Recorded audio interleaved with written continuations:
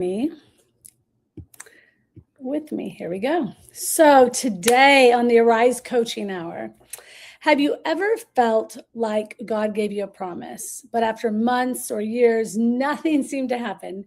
So you started trying to figure it out yourself, and you then made another plan. So you worked a little harder, tried another strategy, because honestly, waiting can feel irresponsible, especially when you're used to getting things done. You like to solve problems, so waiting seems like something that you shouldn't be doing. So today, we're going to talk about Sarah, not as the woman who waited 90 years for a baby, but as the woman who teaches us one of the greatest leadership lessons in Scripture. Because Sarah did not simply struggle with waiting, she struggled with trusting God could fulfill the promise that he'd made to her without her help. And if we're honest, many of us do the same thing. We don't always rebel against God. Sometimes we simply outrun him. Welcome to the Arise Coaching Hour with Dr. Martha Nessler, where we're going to renew our minds, reclaim our identity, and align our lives with heaven's blueprint so we can rise into the life God created us to live. So we are live on YouTube. I am living this on Instagram so that you can see what I do every Thursday with my free coaching hour that I would love to invite you to. So today, what happens is on Tuesdays, we do a Bible study on a person of leadership. And so this week it was Sarah. So today we're going to talk about Sarah. And the big lesson for Sarah is going to be looking at first self-sufficiency. So self-sufficiency and the ability to be sufficient of oneself often looks like responsibility. All right, hello to everyone on. You know, you're responsible, you're productive, you're getting things done. And Sarah was trying to solve a problem, and the problem was that she was not able to get pregnant. And she looked at this problem and thought, there's no way that I am going to have a baby. Even though God said I was going to have a baby, there's no way I'm going to have a baby. And she began to look at the problem and think, how can I take this problem into my own hands? So she did what a lot of people do and don't even realize is she said, I need to help God. So it's not that she didn't believe God, but she decided that she needed to help God. So the big question I want to ask you here is, where in your life have you been carrying responsibilities that actually belong to God and taking the responsibility off of God's shoulders? So fear is a very interesting thing. Fear, I love the name fear. People say a lot of different names for fear, but I love forgetting everything that matters and retracting. We forget what matters and we walk away. And the truth is about fear that no one really wants to ever admit is that fear disguises itself as self-control. So Sarah got impatient. She was waiting on this promise from God. She was thinking that God would fulfill this promise. But when it never happened, she started doing what anybody does, especially women. What if I misunderstood? What if I missed my opportunity? What if it doesn't work out the way God said? And that's what happens is fear. It produces control or the need to control.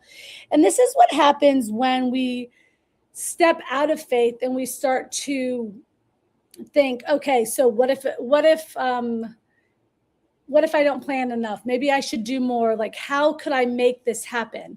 And the truth was, she came up with a solution. And I believe that women who are meant to carry a lot, they can carry a lot. So what do? They automatically jump into mission mode and they're like, I've got an idea. And what was Sarah's idea?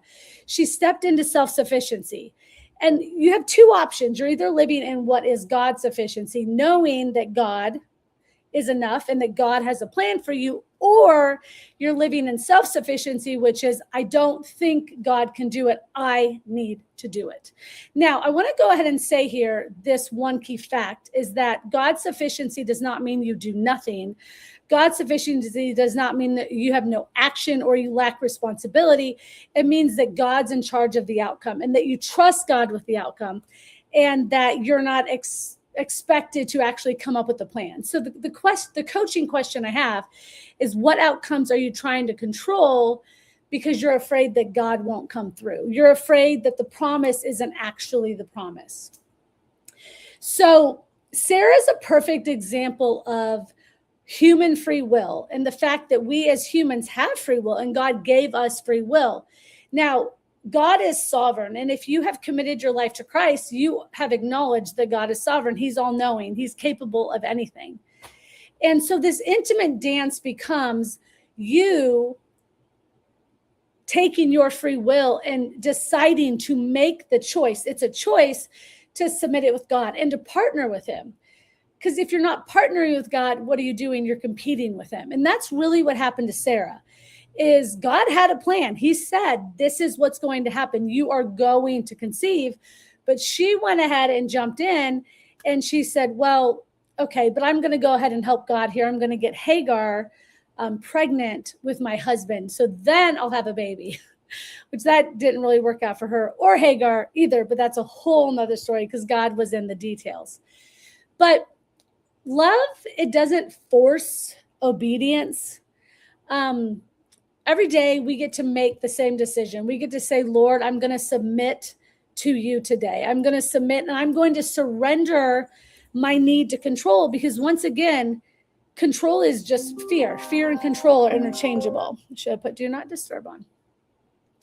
So the question you have to ask yourself every day is, am I going to surrender or am I going to force an outcome?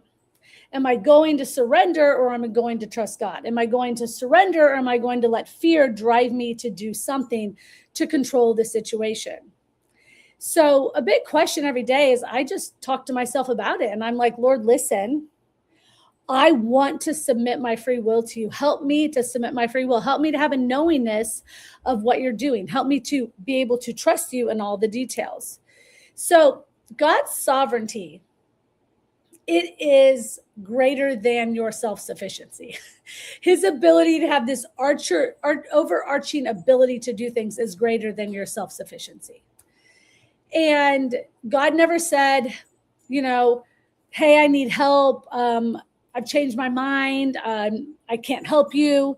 Sarah, she just decided to jump in and she decided to begin to work with God. But this is the thing, is she did step outside of God's timing, so there were some consequences. But consequences do not equal cancellation. Just because she made a different choice, it doesn't mean that God said, okay, now I'm not going to give you the promises I made for you. It just simply means that there was more stress that was ever needed in her situation. And it was more stress for her, for Hagar, for Abraham, and for Ishmael, and even Isaac. So you have to realize that getting ahead of God means that you're saying, God, like your timing's not enough. Like the way you're doing this is not enough. So even if you've messed up, you also have to realize that that your mistakes do not cancel his will or his desires for your life. And, ask yourself, maybe you even believe your mistakes were so big that they're stronger than the promises God had on your life. But Sarah proves that wrong, and when we question God and we're like, God, I don't know, we have to go to the Bible because the Bible very clearly articulates who God is. God does not leave anything out of the Bible that is not worth something. So every one of these stories, they bring to light about the season that we're in. Now, I think one of the biggest misconceptions, which I addressed a little bit that I really want to drive home, is that surrender is not passivity. It doesn't mean that you're going to be absolutely doing nothing. And I think that sometimes Christians believe that means I have to do nothing. But it may feel, I want to say this, it could feel like you're doing nothing. For Sarah, it may have felt like, but it's really that ultimate faith and that trust and that continual surrender that leads us to get what we want. And this is so important because especially for women in business, I find that sometimes God has a call on your life or he's promised you something and he's working out the details, and we're so quick to jump in and almost create like another thing that consumes our time to like stay busy. But sometimes the greatest thing we can do is continue to do the things we were called to do and to have faith that God will show up. So it still means, preparing and working and doing and obeying the things you were meant to obey, and asking God even questions like, hey, God, what is it you need me to do? Like, what are the steps you're asking me to take in this process? But, you don't want to go, hey, God, how can I make this happen?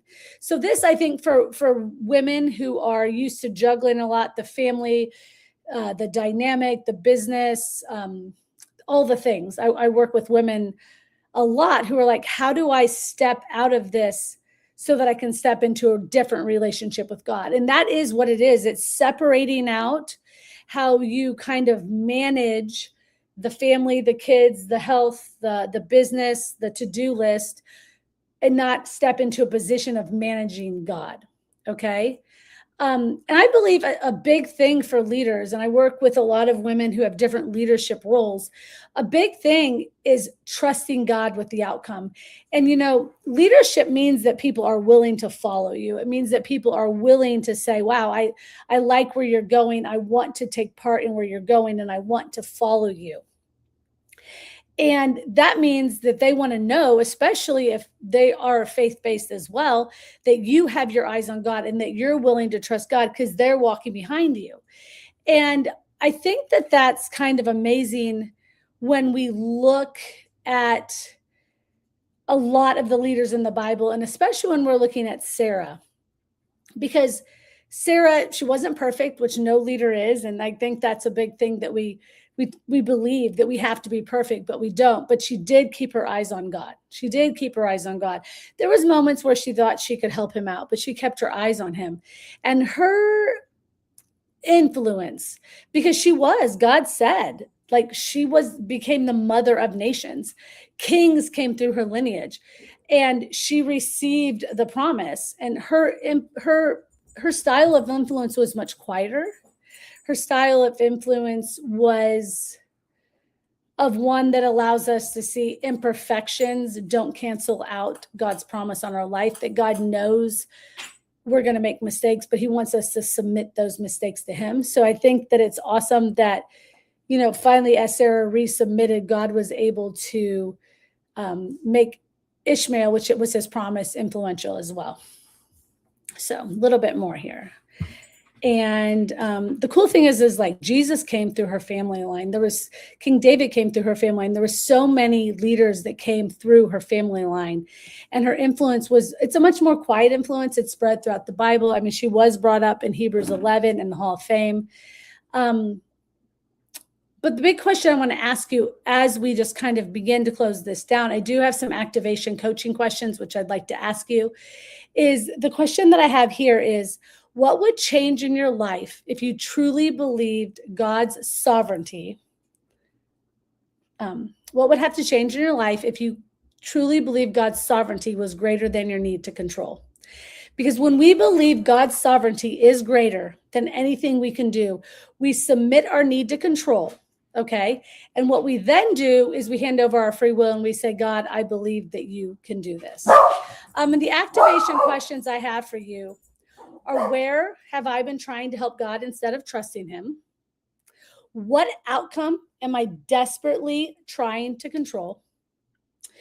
Is fear causing me to take matters into my own hands? Because once again, fear is control. And where is fear showing up? What would surrender actually look like in this season? Where has self-sufficiency replaced my dependence on God? And am I carrying responsibility that God never asked me to carry? And your key coaching takeaways that I want you to take home: self-sufficiency disguises itself as responsibility.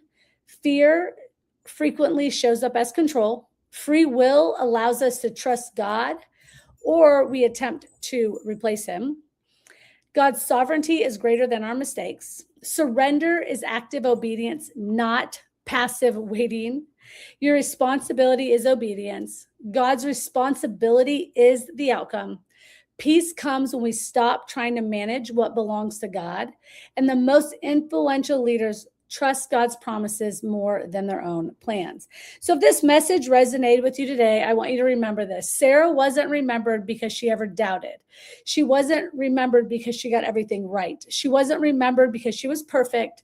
She was remembered because God was faithful. And maybe today you've been trying to hold everything together, trying to make the relationship work, build the business, trying to fix your family, trying to force the next opportunity, trying to carry the weight of outcomes that were never yours to carry. Sarah's story reminds us that self-sufficiency will always leave us exhausted, but surrender brings us peace, because the pressure was never on you to fulfill God's promise. The pressure was only ever on you to trust him. The same God who fulfilled his promise to Sarah is the same God who is working in your life today. He hasn't forgotten you. He hasn't changed his mind, and he doesn't need your help as much as he desires your trust. So today, release what you've been trying to control, surrender what you've been trying to carry, and allow God to be the CEO of your life instead of asking him to bless plans you've been trying to manage on your own. If this message encouraged you, I want you to subscribe. And this is on YouTube. I want you to share it with another woman who needs the reminder that God's sovereignty is greater than her striving. And comment or rise below. If you're on Instagram and would like the full YouTube, please comment YouTube, and I will send you the YouTube link, or you can comment link.